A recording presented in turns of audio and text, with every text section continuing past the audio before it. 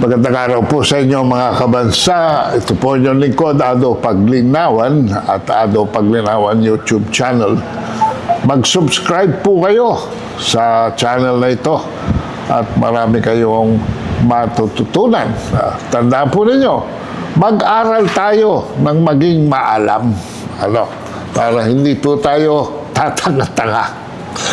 Ay nako, sumama na naman ho ang klima. Ilang araw na tayong nasa ilalim ng weather. Ika nga, we have been under the weather, no? Pero alam niyo, paminsan-minsan may mga kababalaghan na nangyayari sa ating mga kapaligiran, na katulad ni Congressman Terry Ridon, ang pinakabobo po na congressman na nakarinig ko. Yun daw, baha sa Manila ay dahil sa binarahan ang outfalls, no? Ng Imburnal sa harap ng Ross Boulevard kung saan itinayo ang Dolomite Beach.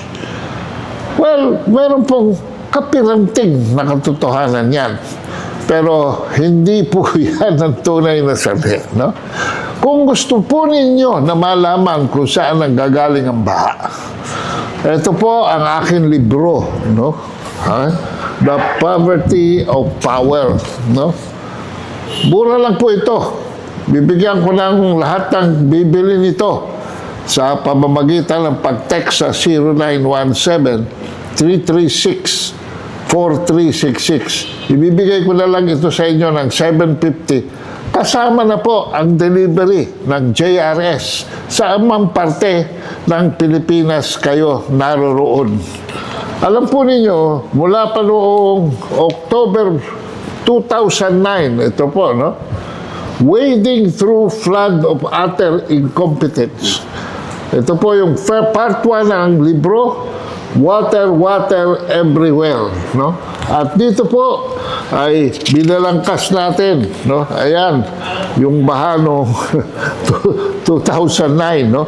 Hindi na po bagong balita yan, no? Yan po ay luma na, no?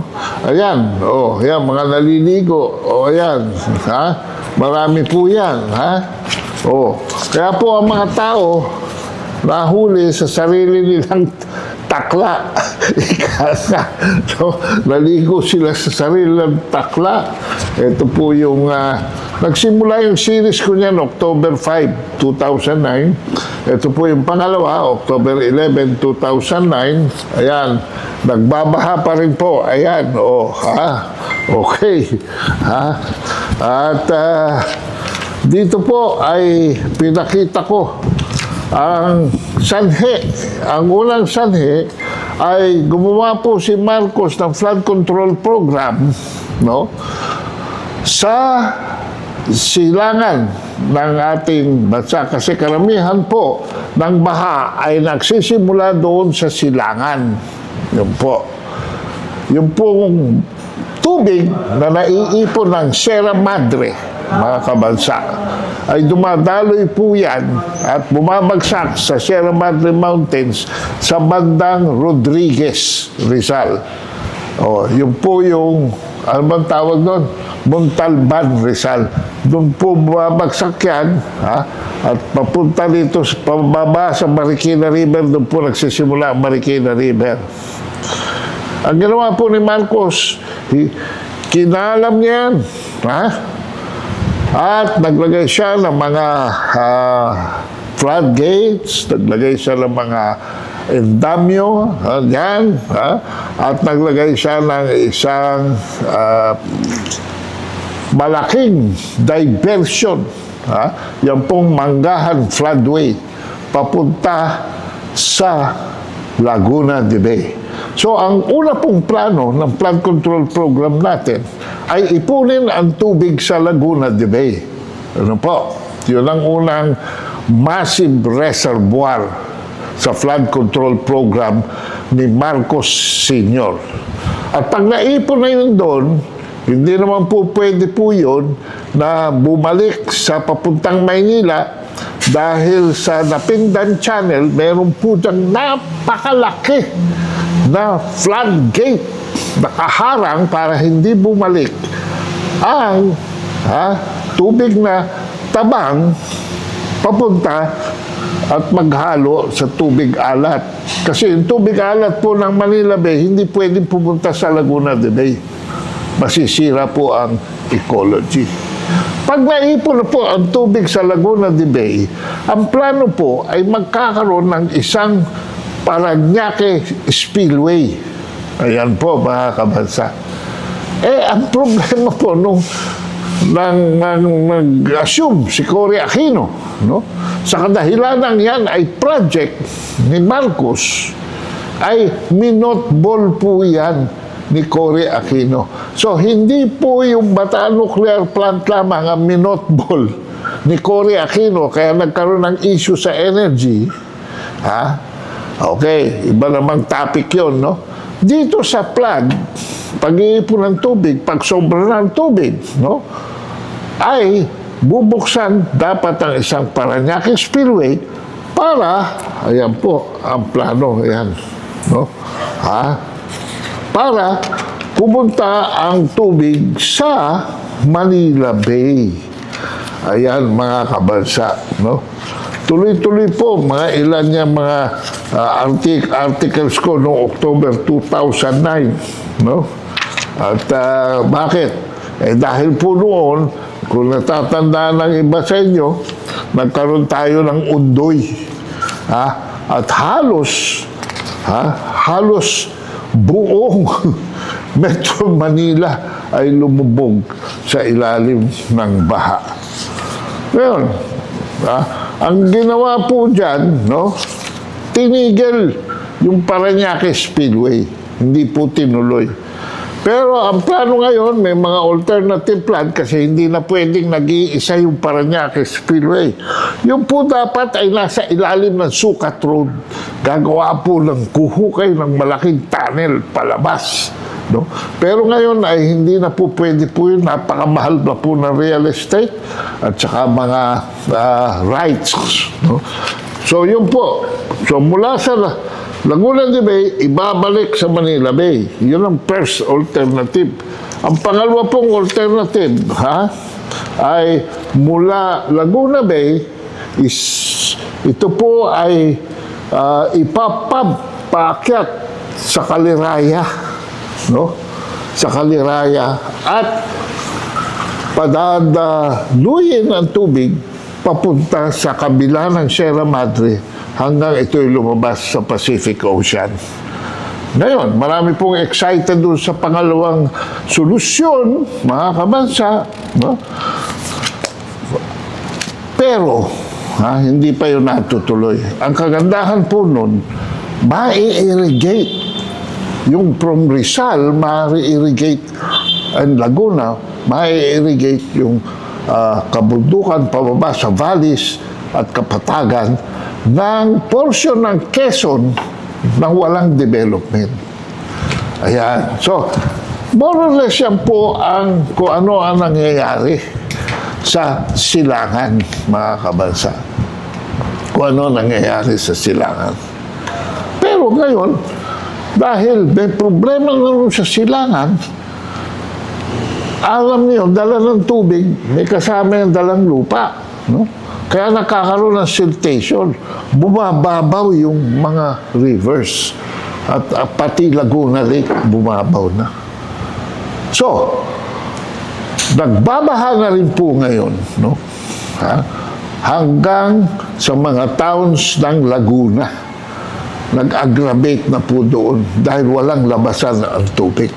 Okay. Ngayon, dito naman sa Kanluran, no, mga kabansa, bumabagsak din ang tubig. Paano kung sa Kanluran nagpunta ang ulan?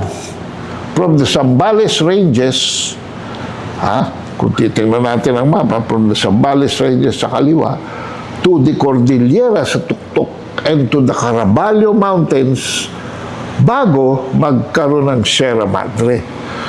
Paano naman po yun? Pababa.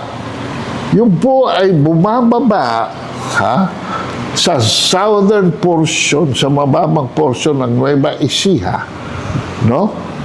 Pababa sa Pampanga, pababa sa Bulacan.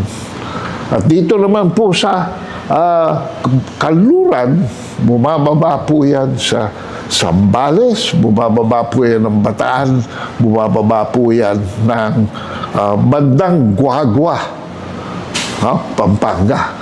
So, pag ganun, nung bago po si Presidente Marcos, mga kabansa, ako'y nasiyahan kasi meron siyang sinuggest at nagpunta pa siya dun sa Pampanga. Nakadibate pa niya yung isang kongresistang Kapampangan na babae. Dahil ang proposal, no, ay magtatayo ng isang mega impounding system para saluhin yung tubig na nanggagaling sa norte, mula Kanluran hanggang sa paanan ng Sierra Madre, sa isang Candaba impounding system.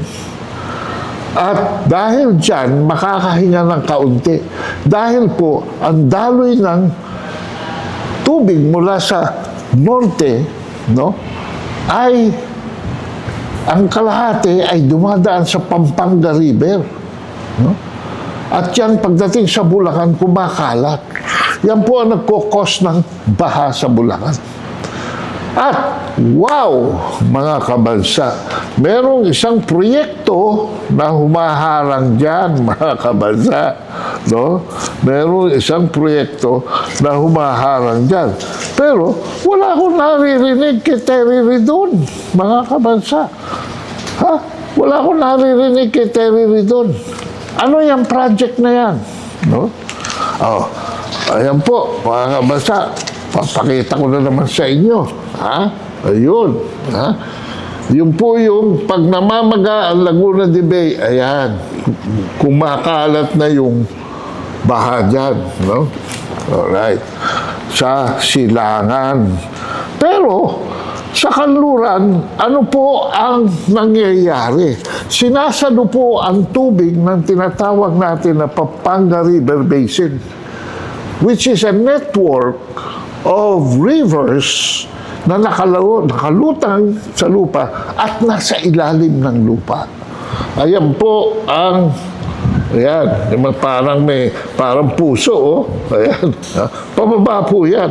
At pagdating po niyan doon sa dulo, doon po lumalabas. Pero may isang proyekto po na hindi ko naririnig kay Terry Ridon. Kaya kung siya ay naghahanap, mga kabansa, ito yung isang picture naman. Ayan. O, nakikita nyo? Pagdating dyan, yung baha, yung pula, ayun, doon, bumabagsak. Yung pong portion na yun, mga kabansa, ha? Ano ang bumabara doon? Ha? Wala pong ibang bumabara doon, kundi, mga kabansa, ha? Ang proyekto ni Ramon Ang sa San Miguel Infrastructure na, mga kabansa, ito, yung airport, mga kabansa, tatayo si Ramon Ang ng airport sa bunganga ng Bulacan na nakaharap palabas sa Manila Bay. Ayun po yung New Manila International Airport. Ayan. Kaya po lahat ng mga nakatira dito ngayon, dahil nababara ng tubig, nagtaas na ng 3 metro ang kalsada at 1.5 metro ang lahat ng kabahayan. 4.5 meters na po tinaas. Bumabaha po sa loob ng bahay hanggang tuhod. Kaya yan po ang mga realidad, no? Sinasabi ko sa inyo. At ito pong the poverty of power, ha? Mapa pa sa inyo, mag-text lamang kayo sa 0917-336-4366. Malalaman nyo na, matatalo nyo na si Terry Ridon sa kanyang kalaman ukol sa kung saan, nagbabaha at kung saan nanggagaling ang baha sa Metro Manila. Maraming salamat po.